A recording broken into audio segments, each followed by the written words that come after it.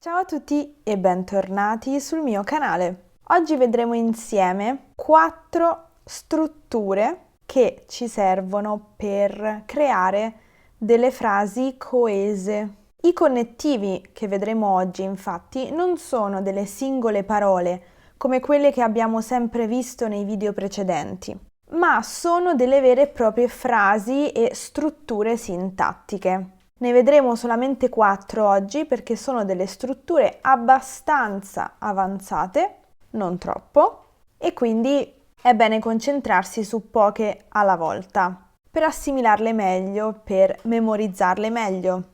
Il primo esempio che vediamo insieme è un connettivo correlativo o una struttura correlativa ed è da un lato, puntini puntini, dall'altro. Possiamo anche avere però la versione con la parola parte, quindi da una parte, puntini puntini, dall'altra, puntini puntini. Vediamo un paio di esempi. Da un lato sono felice per loro, dall'altro mi chiedo come faranno ad organizzarsi per tempo. È difficile prendere una decisione. Da una parte c'è sempre chi ti sostiene, ma dall'altra c'è sempre chi ti butta giù.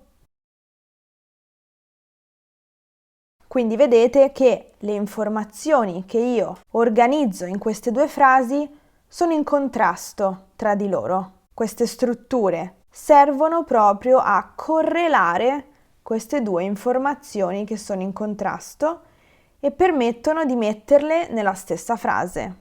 Il secondo connettivo che vediamo oggi è sempre un connettivo correlativo, è sempre una struttura correlativa ed è non solo puntini puntini, ma anche puntini puntini.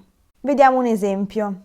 Non solo mi ha mentito, ma ha anche avuto la faccia tosta di prendermi in giro. Non solo è arrivato in ritardo, ma è anche stato distratto durante la lezione. Quindi questa struttura correlativa si usa sempre o il più delle volte nel caso di elementi negativi. Quindi si va ad aggiungere un'informazione ulteriore, sempre negativa, al quadro già negativo della situazione.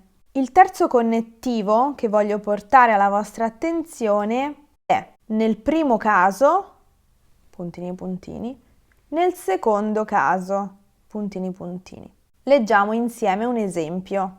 C'è una sostanziale differenza tra l'airbag di un'automobile e l'airbag di una moto. Nel primo caso il dispositivo è collocato all'interno del veicolo, mentre nel secondo caso è integrato nell'abbigliamento tecnico.